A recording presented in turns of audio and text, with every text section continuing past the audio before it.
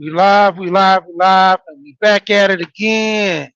What's going on? Money, money, money, money, money. What's going on, people? Hey, it ain't Monday, it's Tuesday. But what ain't a bad day or a good day to talk about money? Alright, so we're gonna go and jump into it. First, we're gonna deal with a little emotional damage. Having the right energy helps with all the problems for the most part. You know, being positive, having an understanding, you know, people will call it fruition, wishing and things to come to pass, and they just do that. So, you know, understanding for today, be at peace with yourself, meditate.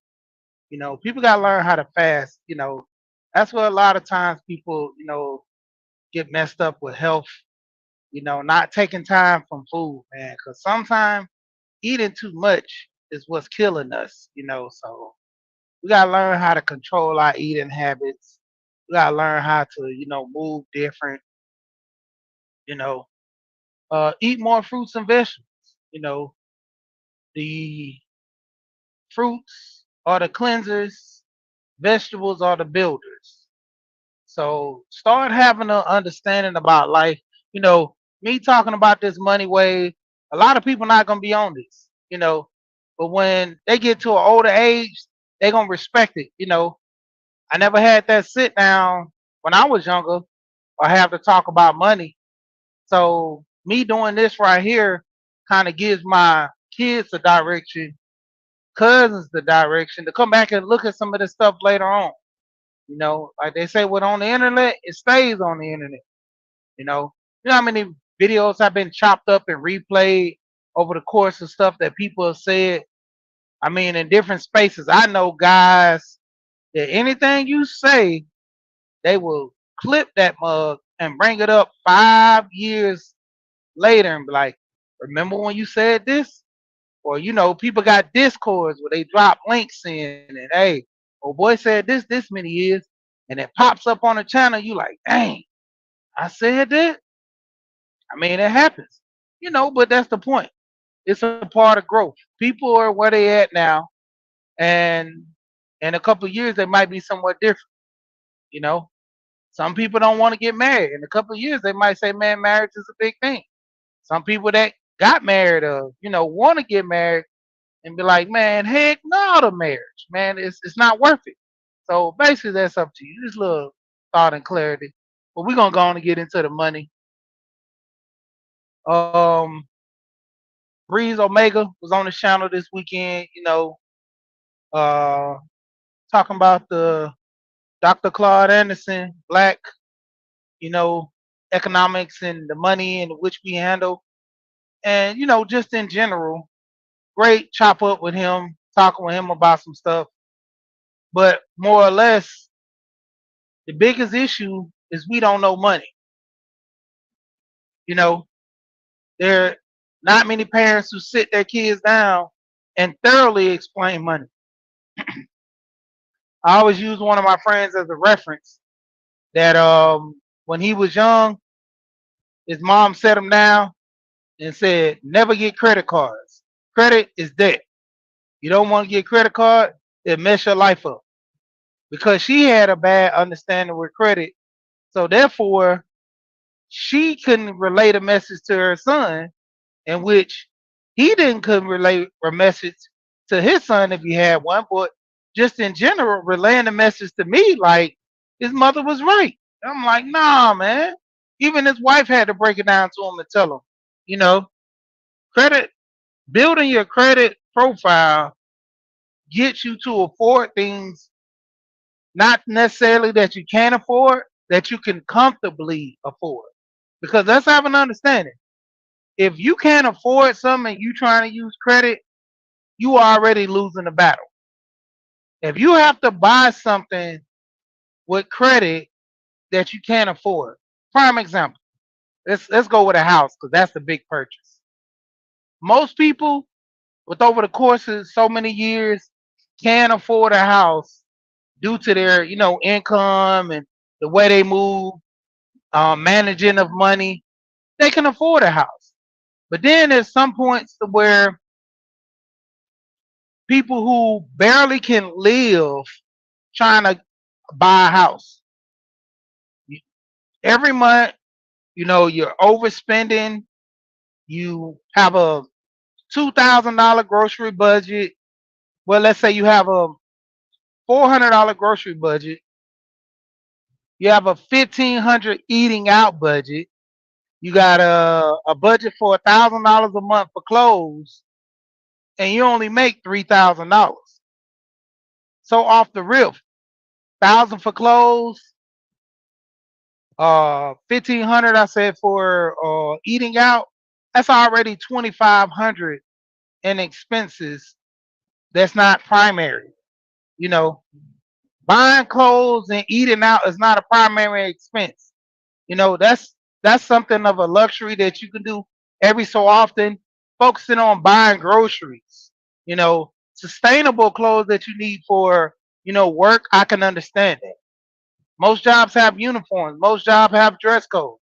So you're not buying the latest clothes to wear to work. You're buying the latest clothes to be influenced and people to say that you look good on social media and family and friends. You know, that's not a good budget. Then you have points of reference to where, they call them the Joneses, putting your money where your mouth is. You know, you say you can afford a BMW, you go buy a BMW. Now you're stuck in the payments, and which is killing you because, you know, you understood you can afford a $800 a month car note. You understood that. But what you didn't calculate for was the $500 to $600 in insurance. So now you have an $800 car note, $600 in insurance.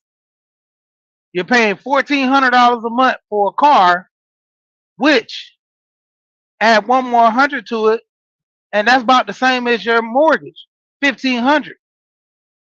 Tamika, how you doing? What's going on? So having an understanding, overspending is technically a lot of people's mishap. You know, just because you can buy it, don't mean you can afford it. You know, just because you can get approved for it, doesn't mean you necessarily can afford it. And that's what most people have the issue with. Because having an understanding, you go to buy a house, you have to go to a broker, and they ultimately give you the price range in which you qualify for. Now, it's up to you to say, okay, well, they told me I qualify for 240,000. So I'm going to stick to buying a house at 240,000. Or you could say, man, I want the $300,000 house, in which you have your car salesman slash what I call agent to say, man, I got a guy that can get you approved for 350 for the house you want that costs 350. They'll work the numbers, presenting them, because that's the whole thing. Present them to the bank in which to a point in which it makes sense. You know, well, they don't have that much debt. They're almost about finished paying that car off. But the consideration is this: once you pay that car off, 10 times out of 10, you're gonna want to buy another car. And once you buy another car, there goes more money coming out. You already have this big debt of a house note that you can't afford and you're buying. Then you turn around, add a major car note to it. Because you got to have a new car when you get a new house. So, unannounced, you have what, $2,500 in the house note. You already have a $1,400 car note. But once you pay that car off, man, you just got to get a new car. So interest rates have gone up. The car value, pretty much you're gonna want a better car than you had, or a newer. Let's say you had a Toyota. Let's say go with the Benz, like we said. We went with the Benz for $800 a steal. Now the new Benz costs $1,200 a month. Then you looking at what? 800 for insurance. That's $2,000. 2,500 for the house. $4,500 right there. $4,500 just for your car and your house. That's not even including all your utilities, your food, internet, you know, all that. Let's even give the utilities $100 a piece. That's three. Light, water, gas, $300. Internet. Let's give another 100 to the internet. Food. You gotta go at least about five or so. So that's 900. Let's throw 100 in for miscellaneous something, security or something like that. Or you're gonna have the internet and cable. So that's $200 for that. So you're looking at $1,000 right there, and that's just minimum right there. That's not even going in real numbers because we all know water bills tend to fluctuate. April showers, morning to you. So we know the water bill fluctuates. It don't be as much. The light bill is always the most. People who own homes, rent, or whatever, you know your light bill is always high because of what? Kids, yourself, you have everything plugged up, everything on, you know. So light bill always gonna be high, no matter what. Gas bill, not as much. If you have a total electric house, your light bill is gonna be exponentially high. So going into that, you already got $1,000 set for all your utilities and stuff. Then you turn around, you have you have your all your other bills set. So how much you're gonna pay for those? 25 for the house, 2,000 for the car. So now you at what? 55, 5,500. But you remember, you only make $3,000 a month. So, oh, we can get a better job. Oh, we can do some side hustles because that's the only way you got qualified for that is because you had a little more income. Let's say another $1,000. That's 4,000. So where you gonna get the other 1,500 from? That's not even including the whole clothes for 1,000 and the eating out for 1,500. So you're in the water. You're overspent. But how can we help that? No, the point of it is, who's going to help us with that? How are you going to be able to get out of water, get out of debt? Who's going to help? How are we going to help? You know, that's the biggest thing. Creating a budget, starting off, knowing how much you make, knowing how much you can afford, not living over your means, because that's the biggest thing. Overspending is a detriment to anybody. You know, debt doesn't have a race. Debt is not a black, white, Chinese, Mexican, any kind of race or ethnicity. It's more or less you, you know, saving, investing. That's not a race thing. We can say, oh man, uh, white people invest more than black people. We could say that, but running the numbers, we have a lot of black wealthy people. We can say, oh, Chinese people, we can say that, but everything is individually based. Overall numbers, sure, you might have some people investing more than others. Black guns in the building, what's going on with your black guns of garden? But it all counts to what? And I always go back to this, just like I did at the beginning, the influence from your family, influence from your parents. You're teaching about money as a young individual molds you into your future. I always talk about how my cousins, you know, my grandmother, she worked, she had a job. My mother, she worked, had a job. But my aunt, she worked, had a job, but took her, you know, took her, as some guys will say in some spaces, she took her ball and went home. She went and invested in herself and became an entrepreneur. She started her own business.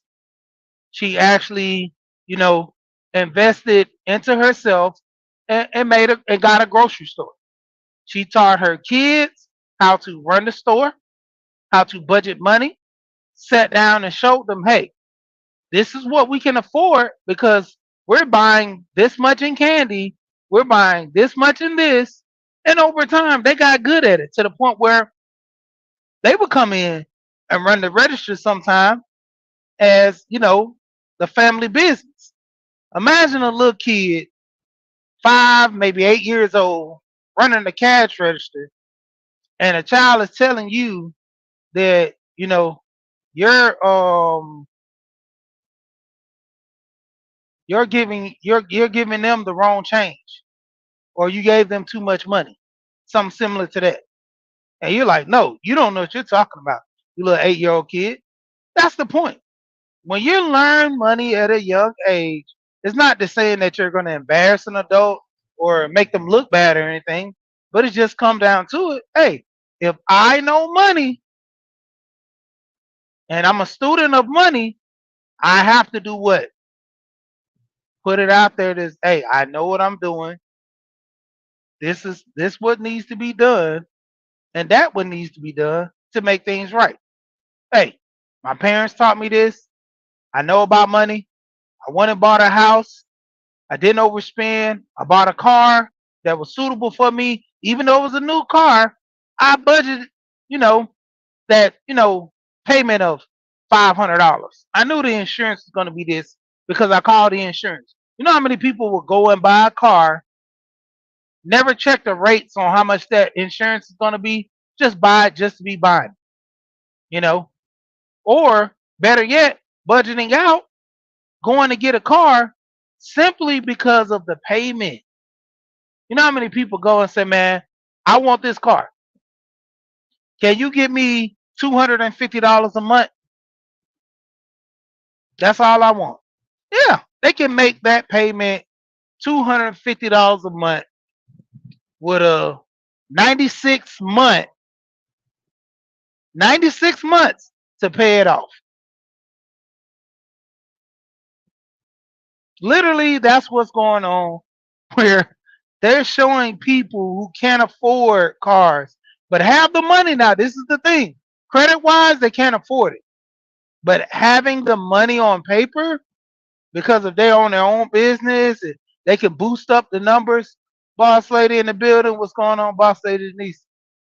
And if they can boost up the numbers, hey, you can afford this.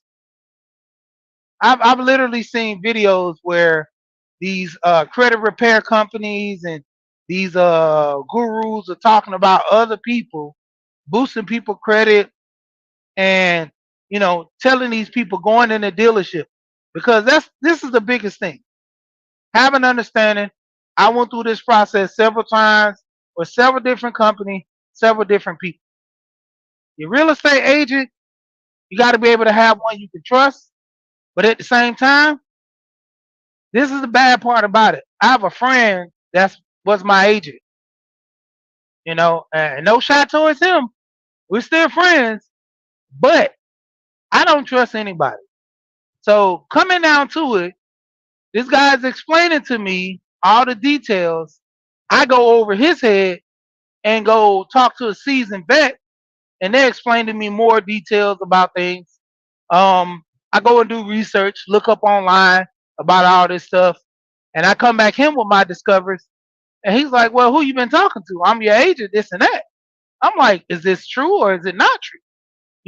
Spite what you feel in your heart about me going behind your back and doing whatever.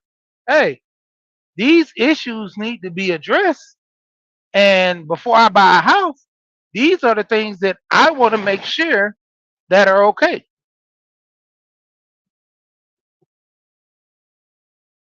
Yes.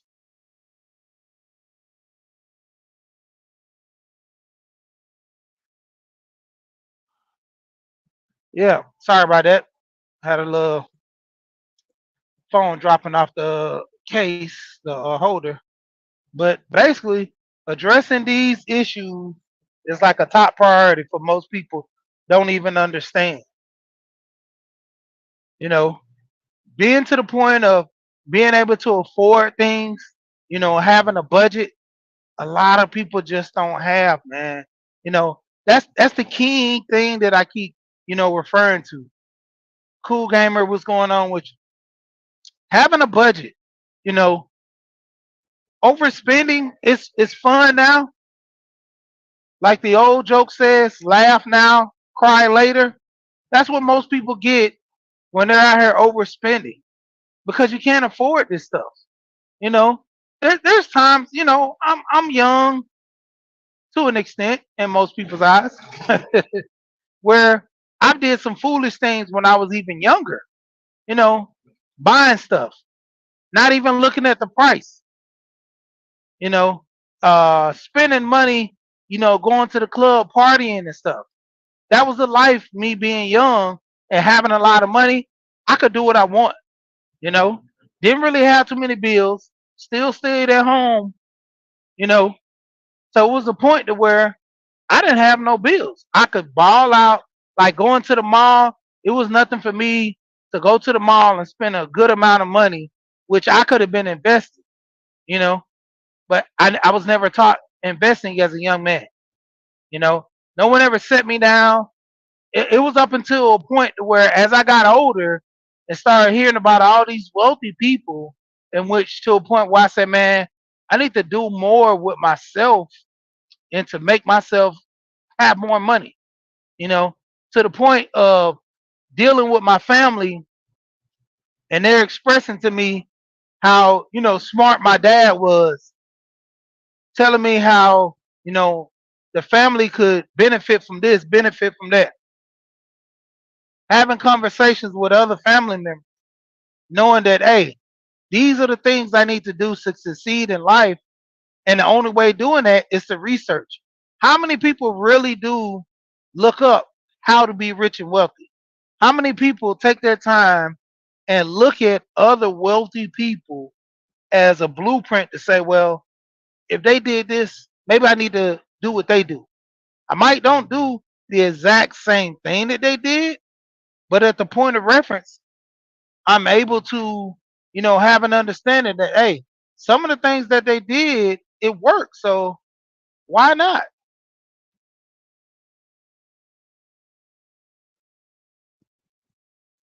So, in most cases, we have our issues, but, you know, to a degree, do the research. Go out here, find a budget for yourself. Go out here, try to not limit yourself in studying and learning the best things that can benefit your life.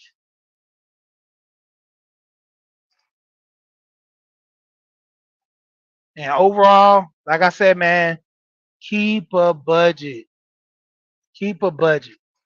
Because some people, you might can't afford a house. You might have to rent. But the point of it is, you making more money is the big key. Knowing where you stand actually determines how better off your life is because knowing where you stand, you can say, hey, maybe I can't afford this house, but I could do better into obtaining this, staying in a nice area, you know, having a point of reference that, hey, I don't need to have kids because I can't even afford taking care of myself right now. Kids would be more of a bigger thing that I have to worry about. All these things come into play when, filtering out your life. So just basic understanding of questions about, you know, like a little kid, what do I want to be when I grow up? So having that understanding is the key. And I'm about to get ready to jump off of here. Got some calls and stuff to make, but at the same time, hey, every day is a money day. Try to invest in yourself. Get the knowledge. That's the biggest key. Invest in yourself, getting the knowledge, having an understanding of what you're doing and how you're doing sets the stage to you living a rich life, you living a poor life, or just determine on you, you know, having an understanding of things you need to accomplish in your life. But I always say when I get off the hill, once again, shout out to the people. Hit the like button on your way out. We here and we gone. Peace.